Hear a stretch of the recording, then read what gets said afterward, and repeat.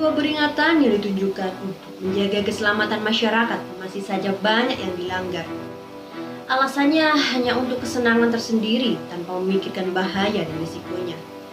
Kita pemuda biasa berdiri tegap siap mengkritik apapun yang salah, terutama yang dilakukan petinggi negara, tapi kita lupa melihat sekeliling kita masih saja banyak yang melakukan kesalahan.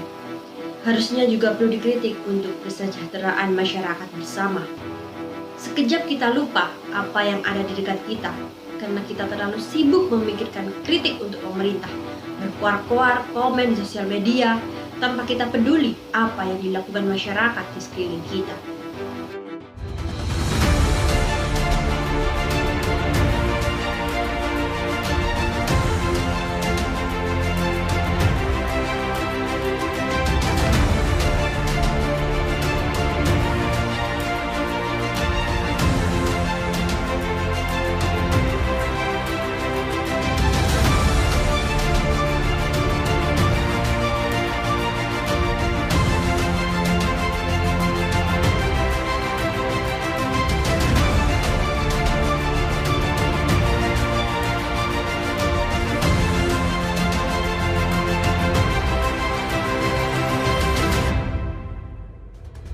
Sering kita jumpai papan peringatan di tempat berbahaya seperti tikungan, jurang, ataupun di dekat binatang buas.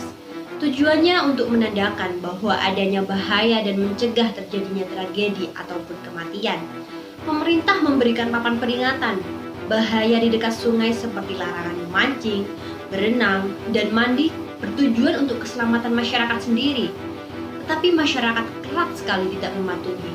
Tragedi tenggelam atau bahkan sampai terjadi kematian tidak akan terjadi jika masyarakat menghiraukan larangan yang sudah dibuat oleh pemerintah. Bukan hanya masalah bisa bertanggung jawab sendiri, bahkan jika terjadi tenggelam, pasti harus melibatkan petugas, masyarakat setempat. Lagi-lagi hal itu menyusahkan dan membuat keresahan di masyarakat. Belum lagi dengan keluarga yang ditinggalkan, pasti akan mengalami trauma, mental down, dan kesedihan yang mendalam. Alasan-alasan yang dilontarkan pun tidak masuk akal. Apabila sudah mengetahui bahaya, harusnya dijauhi bukan malah ditantang. Jika ingin memancing, datanglah ke kolam pancing. Jika ingin berenang, bisa datang ke kolam renang, bukan malah datang ke sungai yang risikonya bahayanya tinggi. Seorang saksi berinisial Y menjelaskan adanya tim susur sungai bentukan BP Belinmas. Tim tersebut bertugas menghalau siapa saja yang beraktivitas di tepi sungai, mulai memancing hingga aktivitas lainnya, terutama anak-anak. Sebab hal tersebut rentan menimbulkan kejadian yang tidak diinginkan. Terlebih, tidak semuanya bisa berenang dengan baik. Tim susur sungai setiap harinya terus patroli, terangnya. Jadi jika semuanya taat, sebetulnya mereka sudah mengerti yang harus dilakukan. Apalagi rambu larangan mandi atau memancing di Kalimas sudah dipasang di mana-mana. Tapi kembali lagi ke individunya, karena petugas juga tidak 24 jam menjaga di lokasi tersebut, ucapnya. Lagi-lagi petugaslah yang disalahkan jika adanya kecelakaan di sungai. Apakah hal ini bisa terus dibiarkan? Jika semakin banyak tipe masyarakat yang keras kepala dan tidak peduli seperti ini, pasti akan memancing yang lain untuk ikut dan korban akan terus ada. Jika hal ini dibiarkan begitu saja, kasus-kasus orang tenggelam di sungai Kalimas ini akan semakin bertambah. Dengan rentan celaka kebanyakan anak-anak yang tenggelam.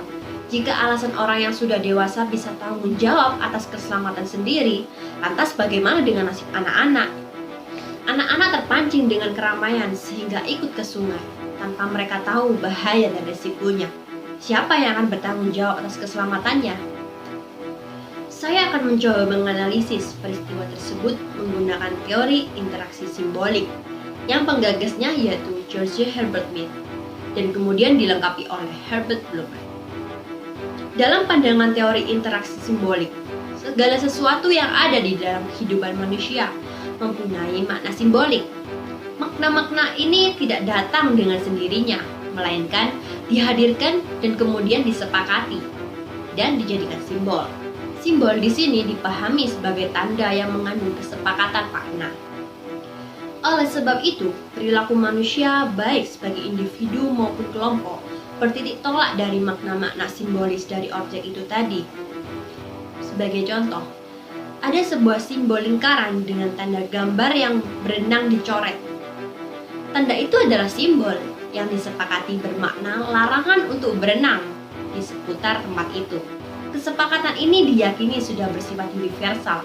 Simbol ini lalu disosialisasikan, diperkenalkan sejak kecil kepada anak-anak yang pernah belajar di sekolahan, di mana pada saat mereka dewasa nanti, ketika melihat tanda itu di dekat sungai, artinya makna simbolis dari tanda larangan berenang itu telah dihadirkan dalam interaksi sosial. Uniknya, dalam kenyataan kini menyaksikan tetap saja ada orang yang melanggar tanda tersebut.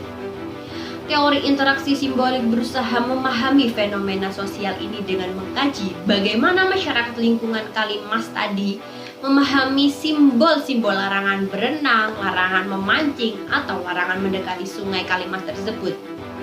Tentu saja, kajian ini akan menarik jika perilaku seperti memancing, berenang masih dilakukan di dekat tanda larangan itu dan berulang kali terjadi. Bukan kejadian secara kebetulan atau karena kecelakaan.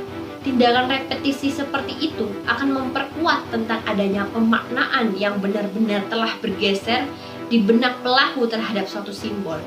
Dalam rangka keperluan penegakan hukum dan penciptaan budaya hukum yang sehat, teori ini memberi sumbangan pemikiran tentang kaitan antara aksi dan reaksi dalam perilaku manusia.